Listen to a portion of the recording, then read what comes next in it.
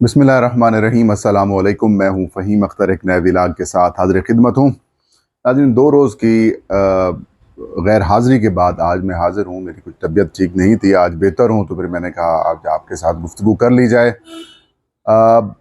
मामला ये है नाज़रीन कि बांग्लादेश के अंदर इनकलाब बर्पा हो चुका है। बांग्लादेश के जो तालिब इल्म हैं उन्होंने शेख हसीना वाजिद का तख्ता उलट दिया है और वहाँ पर शेख हसीना वाजिद जो कि मुसलसल 10 से 15 साल से हुक्मरानी कर रही थी और उनके यानी कि बांग्लादेशी मॉडल को दुनिया भर में बड़ा प्रमोट करने की कोशिश की जा रही थी। पाकिस्तान में भी बांग्लादेश मॉडल लाने की बातें हुई थी, लेकिन अब बांग्लादेश की आवाम ने वो तमाम तर प्लानिंग्स, वो तमाम तर मॉडल उखाड़ के इंडिया फेंक दिया है। और इतलात ये हैं कि शेख हसीना वाजिद साहबा इंडिया चली गई हैं। इस चीज़ को देखते हुए अवामी रद्द-ए-अमल कामयाबी, अफ़गानिस्तान में अशरफ गनी साहब भागे त्यारे के ज़रिए, श्रीलंका में भी चंद साल पहले राजापक्से साहब थे कि प्रेसिडेंट, वो भागे, और अब शेख हसीना वाजिद।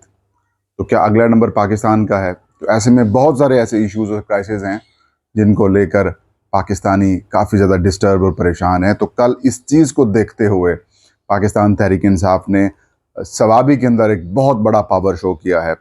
इतना बड़ा पावर शो था कि ये इमरान खान साहब के बग़ैर पीटीआई का ये सबसे बड़ा जलसा आप इसे कह सकते हैं। और उस जलसे में तहरीक इंसाफ ने खौफनाक अल्टीमेटम दिया है। ये जल्दी भी हो सकता था, लेकिन अल्टीमेटम कम अज़ कम आ चुका है और हुकूमत परेशान है। हुकूमत इसलिए परेशान है कि ज़ाहिर है ये भी फॉर्म 47 बेस्ड गवर्नमेंट है, उनकी परेशानी भी बढ़ती जा रही है। तो एक एक करके तीनों चीज़ों के ऊपर गुफ्तगू करेंगे। आगाज़ से पहले एक रिक्वेस्ट है कि आप लोग, मैं ये नहीं कहता कि आप मेरा चैनल सब्सक्राइब करें, ये तो मुझे अच्छा भी नहीं लगता, लेकिन फीडबैक लाजमी दिया करें कि कहाँ कौन सी चीज़ को बेहतर किया जा सकता है, कौन सी चीज़ को ज़ाहिर फीडबैक आएगा तो फिर हम चीज़ों को, या मैं चीज़ों को बेहतर करूँगा, फिर टॉपिक रिलेटेड चीज़ें भी आपके साथ डिस्कस किया करूँगा। अब आगाज़ करते हैं। बांग्लादेश के अंदर कल यानी कि एक रोज़ पहले अब जो बांग्लादेश के तालिब इल्म हैं उन्होंने कोटा सिस्टम के ख़िलाफ़ एहतजाज किया और उस एहतजाज में कामयाब भी हो गए।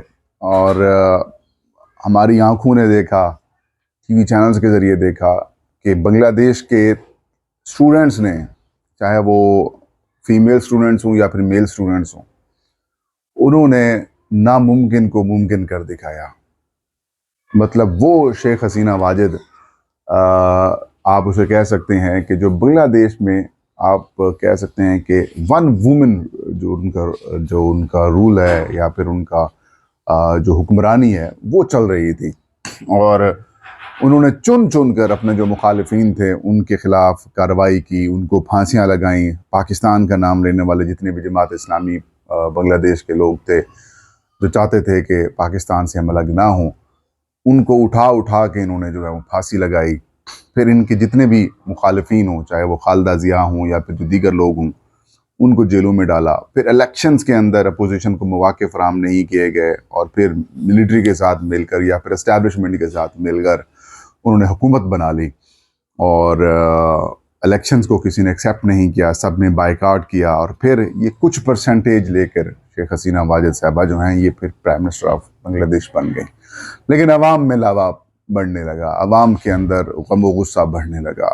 बांग्लादेशी स्टूडेंट्स बिलखसूस वो गुस्से में रहे। और डॉक्टर मोहम्मद यूनुस साहब हैं, एक नए लीडर इमर्ज होकर आए हैं बांग्लादेश के अंदर, उन्होंने भी इस सारे मामला के ऊपर काफ़ी ज़्यादा किरदार अदा किया।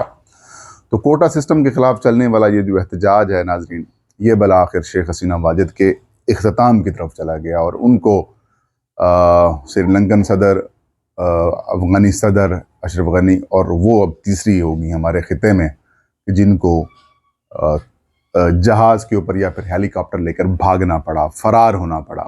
और इंटरेस्टिंग बात यह है कि शेख हसीना वाजिद साहबा को भागकर इंडिया जाना पड़ा है। इंडिया ने वहाँ पर उनको पनाह दी है। और आप यूँ कह सकते हैं कि ये जो सारी बांग्लादेशी गवर्नमेंट थी, शायद इसको सपोर्ट इंडिया की थी, इनके पीछे सारा इंडिया था। और बड़े वो मामलात हैं, अल्लाह खैर करे। इसी चीज़ को देखते हुए अब वहाँ पर बांग्लादेश के अंदर तो अबूरी सेटअप बनाने के ऊपर इत्तेफाक हो चुका है اور عبوری سیٹ اپ جو ہے وہ انتخابات کروائے گا، اور فوج اس کو جو بنگلہ دیشی آرمی ہے وہ اس کو اوورسی کرے گی۔ اللہ خیر کرے کہ یہ بنگلہ دیش پورے کا پورا فوج کی طرف نہ چلا جائے، جیسے بدقسمتی سے پاکستان کے ساتھ ہمیشہ ہوتا ہوا آیا ہے۔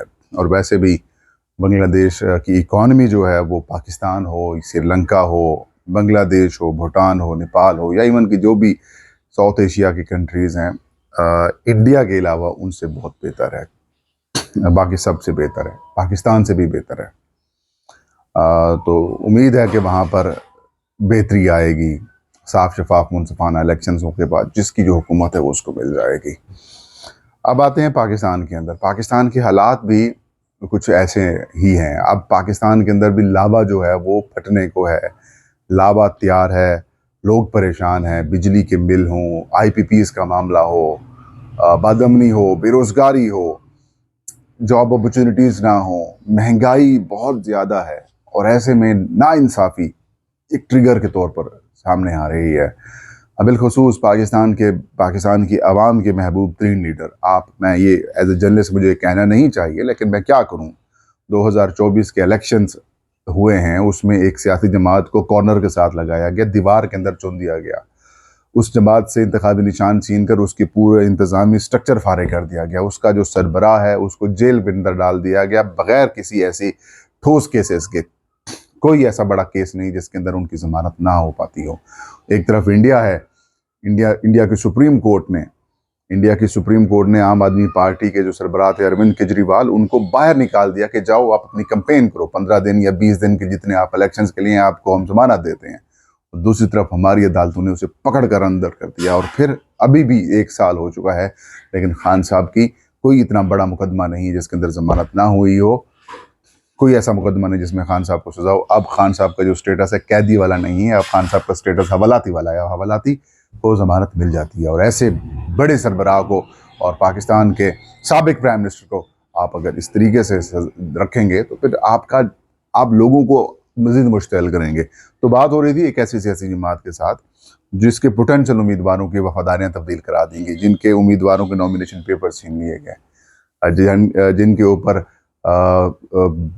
1985 کے بعد آپ نے بیوروکریسی زدہ ریٹرننگ آفیسرز لگا دیے، جنرل ضیاء نے لگائے، اور پھر جناب انوار اللہ کاکڑ اور جناب جنرل سید عاصم منیر صاحب جب آرمی چیف ہیں ان کے دور میں یہ آر او لگے، اور سکندر سلطان راجہ نے لگائے، اور چیف جسٹس قاضی فیض عیسیٰ کے دور میں لگے۔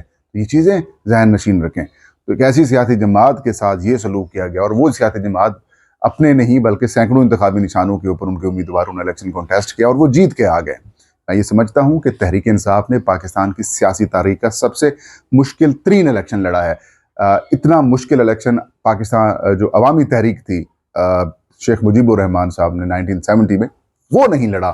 اتنا مشکل الیکشن کبھی پیپلز پارٹی نے نہیں لڑا، اتنا مشکل الیکشن کبھی نون لیگ نے نہیں لڑا، جتنا مشکل الیکشن پاکستان تحریک انصاف نے 2024 8 فروری کو لڑا ہے۔ ایک جلسہ نہیں کرنے دیا گیا۔ اس لیے کہتے ہیں کہ عوام کے مقبول اور پاکستان کی عوام کے محبوب ترین لیڈر کون ہے اس وقت؟ عمران خان صاحب ہیں۔ اس لیے کہتا ہوں کہ ان کو آپ نے جیل میں رکھا ہوا ہے۔ تو ٹریگر ہو رہی ہیں چیزیں۔ تو کل تحریک انصاف نے بھی ثوابی کے اندر ایک بہت بڑا پاور شو کر دیا ہے۔ اتنا بڑا پاور شو کیا ہے ناظرین کہ عمران خان صاحب کی غیر موجودگی میں ہونے والا سب سے بڑا پاور شو ہے۔ اس میں کوئی شک نہیں ہے کہ خیبر پختونخوا میں تحریک انصاف کی حکومت ہے، لیکن لوگ اتنے بھی بیوقوف نہیں ہیں کہ وہ اسد قیصر صاحب کو سننے آ جائیں، بیرسٹر گوہر کو سننے آ جائیں۔ چلیں علی امین تک کی تو ہے، لیکن علی امین صاحب کو بھی تو بولنا نہیں آتا نا، ان کو سننے آ جائیں، یا پھر محمود خانہ چکزئی کو سننے آ جائیں، یا پھر آگے پیچھے کسی اور کو سننے آ جائیں۔ لیکن کل الٹیمیٹم جو دینا تھا وہ دے دیا گیا ہے۔ پنجاب کے جو صدر ہیں پی ٹی آئی کے حماد اظہر، انہوں نے یہ الٹیمیٹم دے دیا ہے کہ ستمبر تک اگر عمران خان کو رہا نہ کیا تو اس کے بعد گھراؤ ہوگا، اس کے بعد دھرنا ہوگا، اس کے بعد ہم لوگ سارے پنجاب میں داخل ہوں گے، اس کے بعد ہم سارے وفاق میں داخل ہوں گے۔ بات یہ کہ اسے پہلے بھی کیا جا سکتا تھا، لیکن ظاہر ہے گرمی بھی ہے اور خان صاحب کی بھی شاید معاملات نہیں ہیں، تو ستمبر بہتر ہے۔ آگے 1 آدھ مہینے بعد امریکہ کے الیکشنز ہو جائیں گے یا ہونے والے ہوں گے، اس وقت تو ماحول بدل جائے گا، اور تب تک یہ 2-2.5 مہینے جو ہیں یہ سارے لوگ پی ٹی آئی والے تیاری بھی کر لیں۔ لیکن میں یہ سمجھتا ہوں کہ پی ٹی آئی کو بھی یقیناً عوام میں ایک جوش و جذبہ آیا ہے، انہیں اندازہ ہو چکا ہے پاکستان کی عوام کو، بھائی ان کے پاس، ان حکمرانوں کے پاس پاکستان کے مسائل کا حل نہیں ہے۔ تو اس کا حل کیا ہے؟ حل یہ ہے کہ ان کو نکال کے پھر کس کو دیں؟ صاف شفاف الیکشنز کی بات کرائی جائے۔ تو خیر اللہ کرے پاکستان کے اندر بھی پاکستان کی عوام کے مفاد اور پاکستان کی عوام کی جو تمنا ہے ان کے مطابق حکمران ہے۔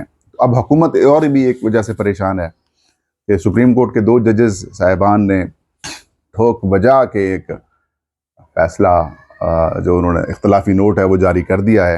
حالانکہ ہوتا یہ ہے کہ جب تفصیلی فیصلہ آتا ہے اور جو اکثریتی فیصلہ ہے جب تک وہ پبلک نہیں ہوتا تب تک آپ جو اختلافی نوٹ ہے وہ جاری نہیں کر سکتے۔ تو معزز جج صاحبان نے اختلافی نوٹ جاری کر دیا ہے، اور اس کے اوپر جو حامد خان صاحب ہیں، سپریم کورٹ آف پاکستان کے سینئر وکیل ہیں، وہ کہتے ہیں کہ یہ ججز انہوں نے مس کنڈکٹ کیا ہے، ان کے اوپر تو مس کنڈکٹ کا مقدمہ بننا چاہیے۔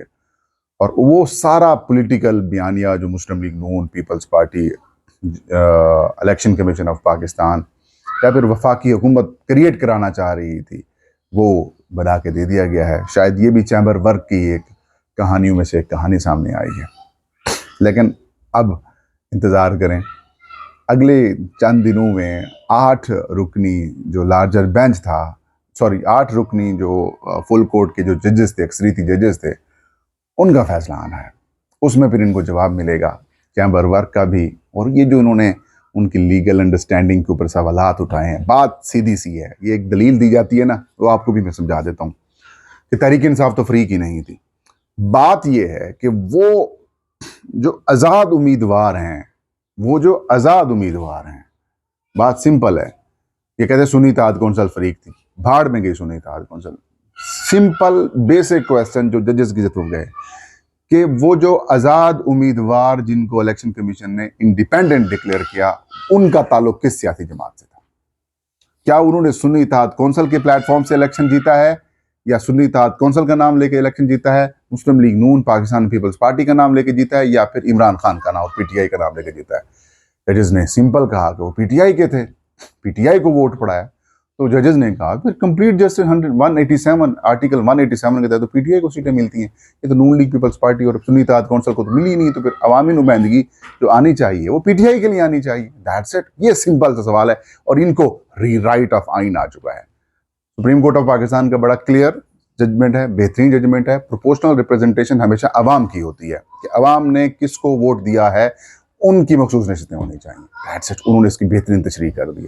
اب یہ ڈرامہ، تماشا، جانبداری، پی ٹی آئی فریق نہیں تھی، یہ ساری کہانیاں آپ تک آتی رہیں گی، لیکن اس کے اوپر کان نہ دھریں۔ اگلے چند دنوں تک 8 ججز جو ہیں وہ اپنا اکثریتی فیصلہ جلد جاری کر دیں گے، اس کے بعد ان تلوں میں بھی تیل نہیں رہے گا۔ جس طریقے سے اختلافی نوٹ کو یہ جعلی نوٹ کہا کرتے تھے، یہ جعلی نوٹ بھی ان کی ہوا میں اڑ جائیں گے۔ یہ تھا آج کا ویلاگ، فہیم اختر کو اجازت دیجیے، اللہ حافظ۔